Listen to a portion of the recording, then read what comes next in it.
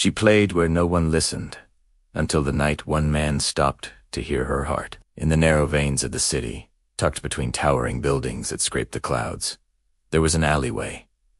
It wasn't a place people frequented. It smelled of damp stone and yesterday's rain.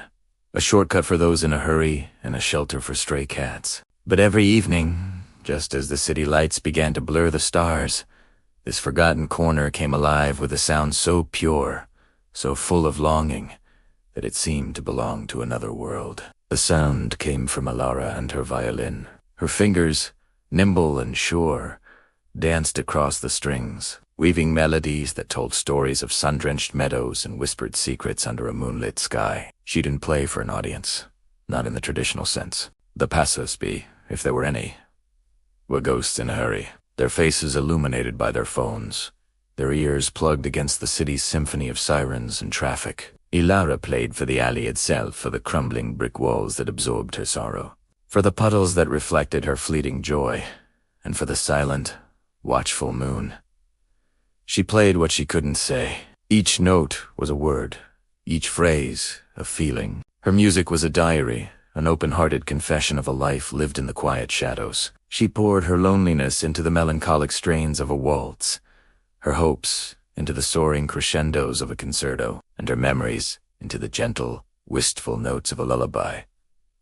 Her grandmother used to hum. The violin, a dark, gleaming piece of wood that was her only inheritance, was more than an instrument. It was her voice, her companion, her solace. It understood her in a way no person ever had.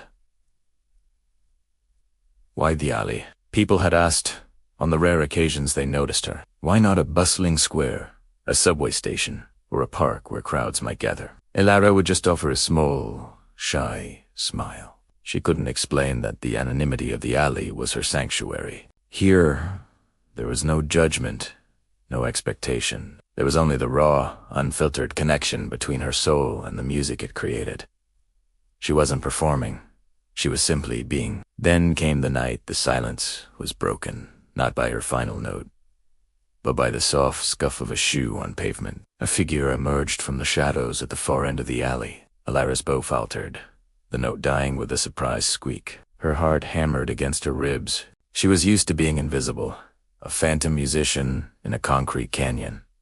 A witness felt like an intrusion. The man, silhouetted against the streetlights, didn't move. He just stood there, his hands in his pockets, his head tilted as if trying to catch the last echo of her song. He wasn't dressed like the usual hurried commuters. He wore a simple, well-worn coat, and his posture was relaxed, patient. He seemed to be in no rush at all. For a long, tense moment, neither of them moved. The city's distant hum filled the space her music had just occupied. Finally, he took a slow step forward, then another. Alara instinctively clutched her violin closer, a shield against the unknown. As he drew nearer, she could see his face. It wasn't young, etched with the fine lines of someone who had seen his share of life, but his eyes held a surprising gentleness. They weren't looking at her with pity or curiosity, but with a kind of quiet recognition. "Please," he said, his voice soft, careful not to startle her further.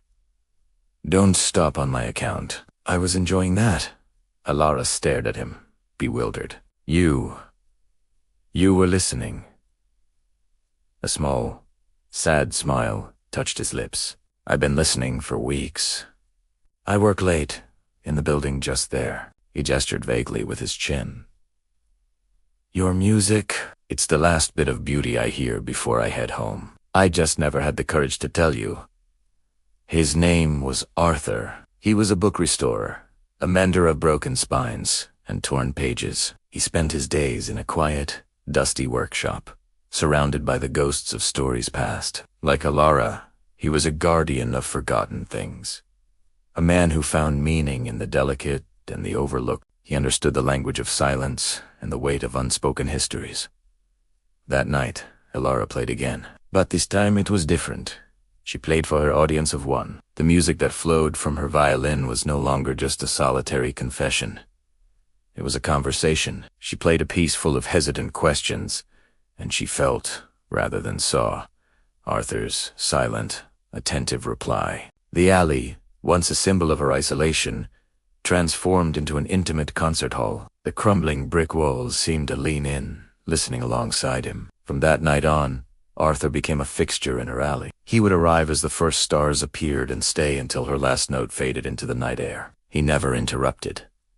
He never made requests. He simply stood and listened, his presence a quiet anchor in her world. His listening was an art in itself. He heard the nuances, the shifts in her mood. He heard the courage in her allegros and the vulnerability in her adagios. He heard the stories she didn't know how to tell with words. One evening, a cold rain was falling, turning the alley into a slick, dark channel.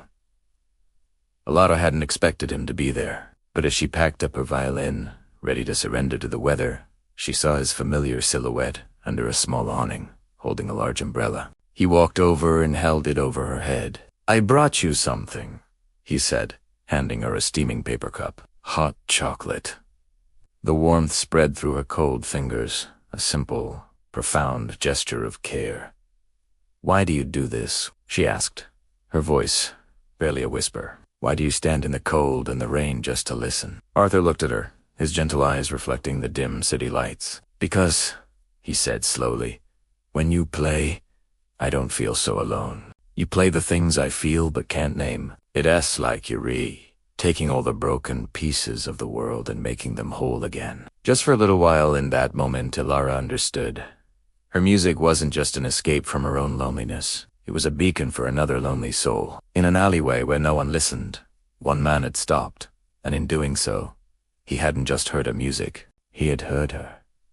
And she, in turn, had finally found the one person who understood her language. The story of the violinist in the alleyway wasn't about fame or fortune. It was about the extraordinary power of being seen, of being heard. It was a quiet testament to the fact that sometimes the most profound connections are forged in the most unlikely of places, between the most unlikely of people. Two solitary souls, one with a violin and the other with a listening heart, who found in a forgotten corner of the world a shared sanctuary and a melody that, for the first time, sounded a little less like loneliness and a lot more like hope. Thank you so much for watching.